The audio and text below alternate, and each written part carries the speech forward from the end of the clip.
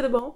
Hoje eu tô aqui para fazer um vídeo em comemoração ao Pride Month. Então, junho é o mês do orgulho LGBT e hoje eu trouxe aqui um filme incrivelmente especial para celebrar essa data. Não esquece de seguir o canal e ativar o sininho para receber notificação quando tem vídeo novo.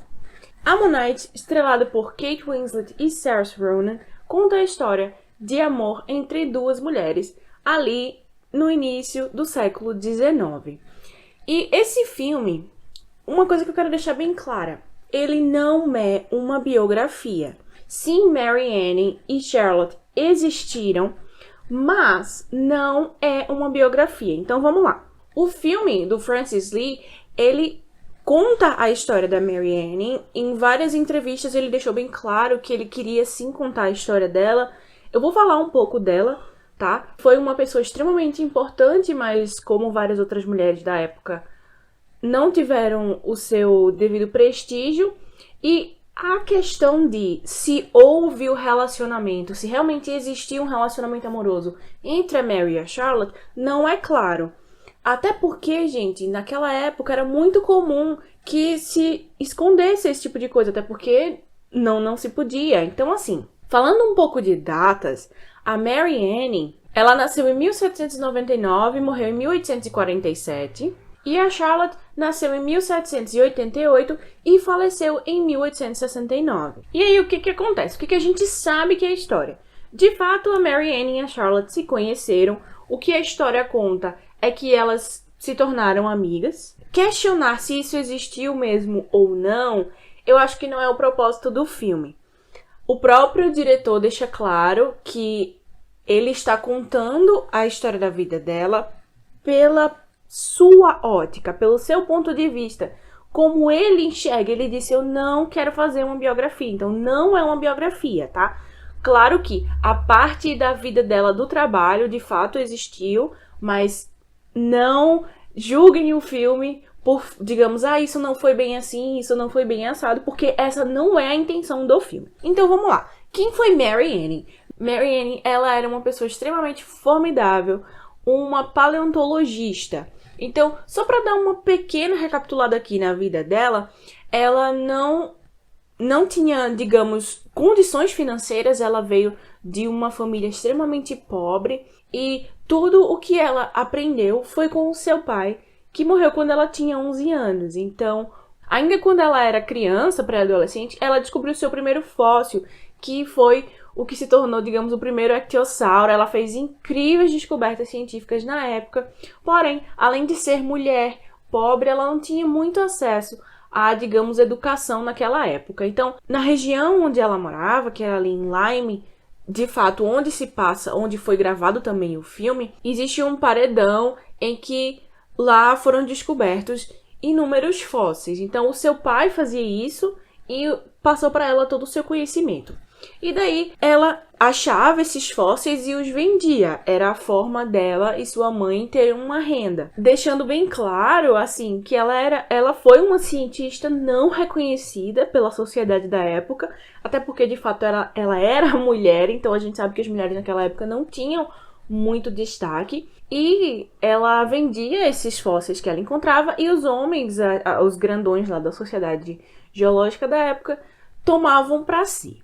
Então, ela foi uma mulher extremamente importante que não teve o prestígio que merecia naquela época. E quem foi a Charlotte? Charlotte Murchison, ela foi também uma mulher, ela era cientista, também estudava geologia, mas a diferença da Charlotte, principalmente para Mary Anning, é que além da Charlotte ser casada e o seu marido ser um geólogo, então assim, no caso, ela conseguia participar, conseguia ajudar nos projetos dele. Ou seja, muito provavelmente várias coisas que ela fez ele levou crédito, mas não vamos entrar nisso por aqui. Eles vinham de uma família um pouco mais abastada.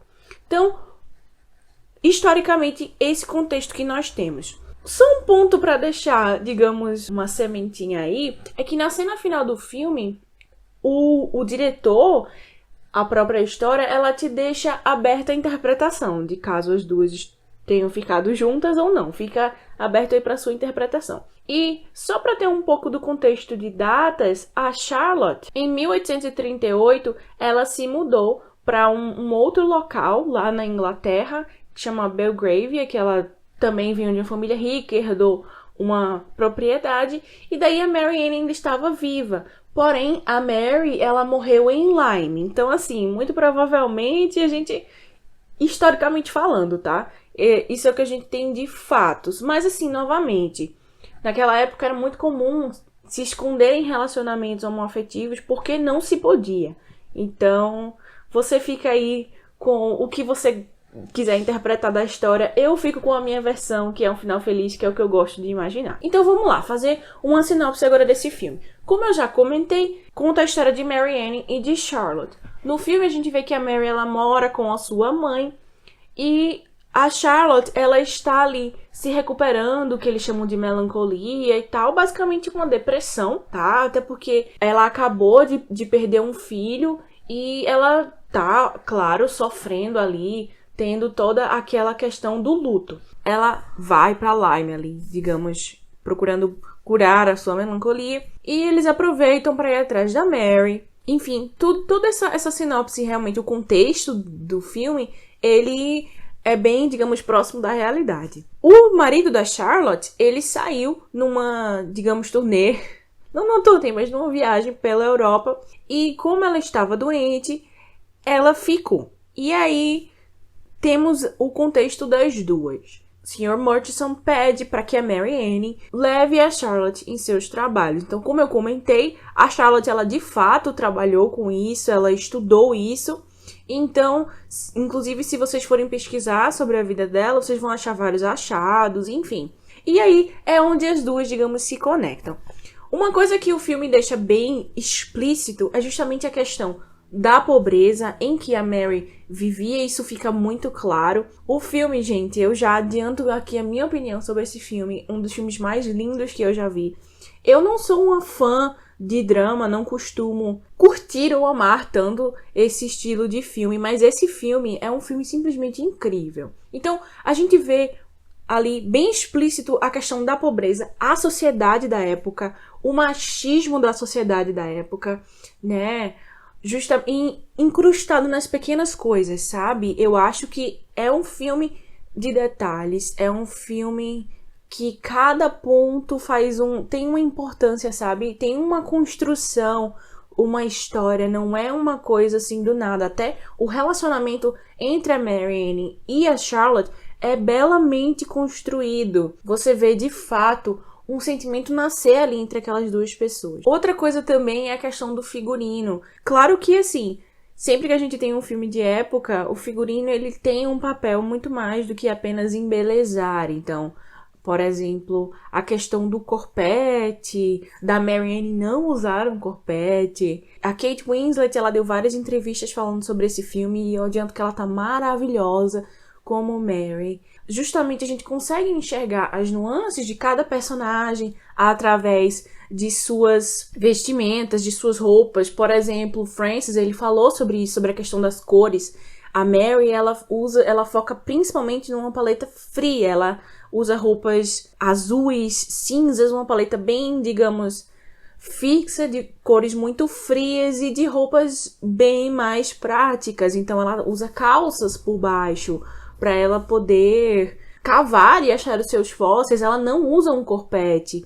Então, assim, tudo isso foi bem detalhado, bem pensado. E o próprio Francis também comentou que ele diz: a única vez que você vê a Mary saindo ali daquela paleta, ela já usa ali um vinho, um tom mais avermelhado, é quando ela vai a Londres, já lá no final do filme.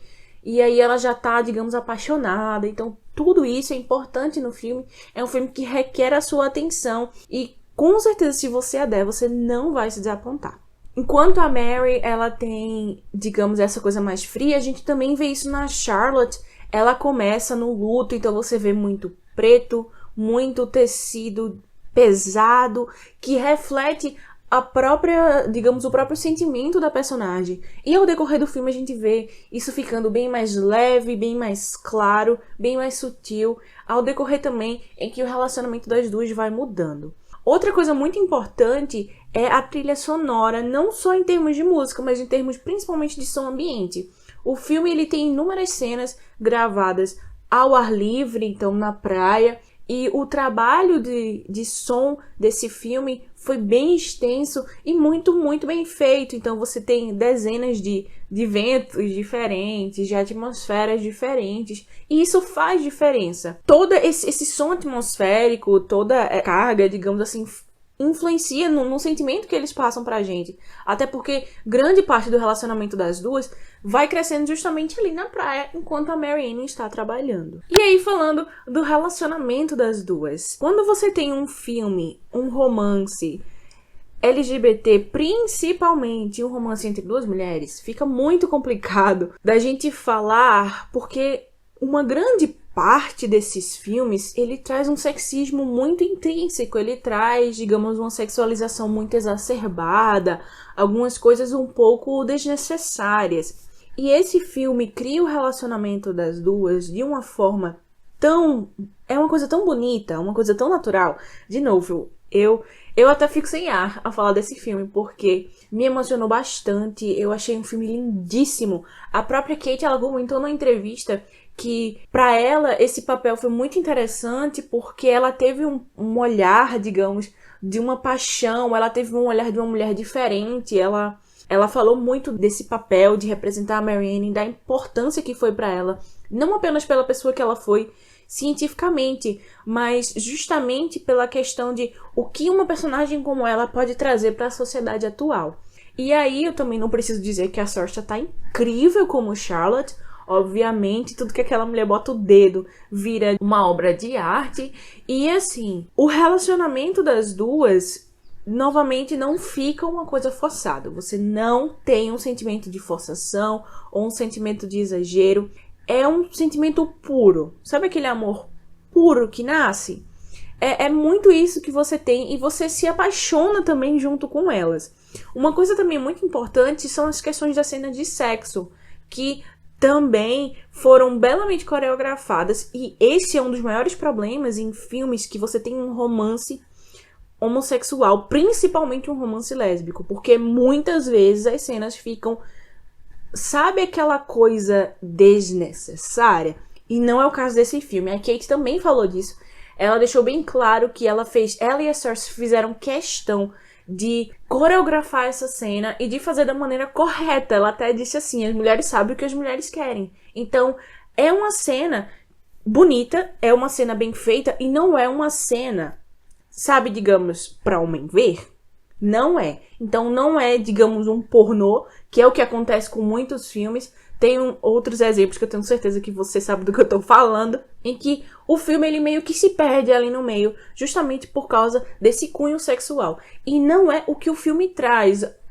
O sexo é apenas uma parte do relacionamento delas. É apenas uma pequena fração. Então você tem ali camadas de personalidades, você tem sentimentos. É uma coisa muito, muito bem construída. No geral, o filme, ele mostra bem isso, essa jornada das duas entre elas se conhecerem, se apaixonarem. E o final, como eu já comentei, fica entreaberto ali naquela cena do museu. Você escolhe, na verdade, o que você acha que vai acontecer ali entre as duas. Esse filme, ele tá disponível para aluguel em plataformas online. É um filme belíssimo, eu recomendo que você assista. É um filme que vai fazer você se apaixonar, não só pelas personagens e, como eu disse, pelas nuances de cada uma e pelo trabalho incrível das duas atrizes nessa história, mas pela própria história de amor, uma história de amor bonita e real, extremamente real. Então, por hoje, eu fico por aqui. Comenta aqui embaixo se você já assistiu esse filme. Um beijo e até a próxima.